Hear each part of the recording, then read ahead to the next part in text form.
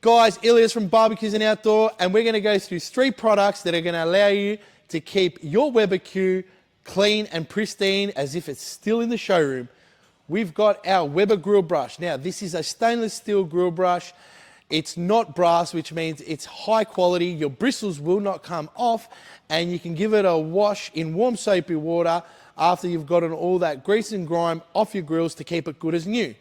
Our second product is our cookbox scraper.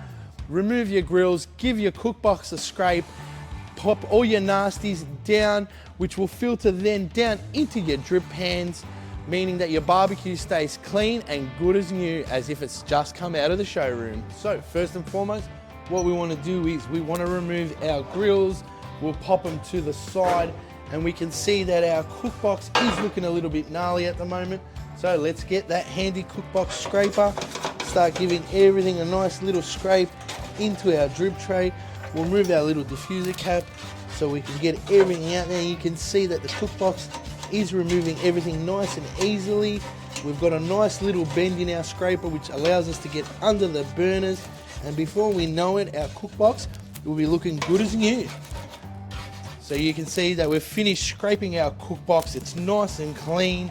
Now, all our nasties have gone down into the bottom of our drip tray. So what we want to do is we remove that. That's going to go in the bin. Pop in our new drip tray. Pop it back under. Let's get our grills back on the barbecue. And what we're going to do is preheat our barbecue for 10 to 15 minutes. Get these grills nice and hot. And what we'll do is we'll give them a scrub with the grill brush. So our barbecue's preheated.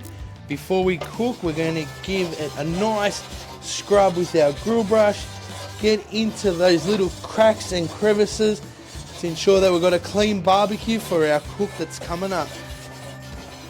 Alrighty, now for a deep clean of your grills, what you want to do is remove them, make sure they're nice and cool, and give them a clean with warm soapy water.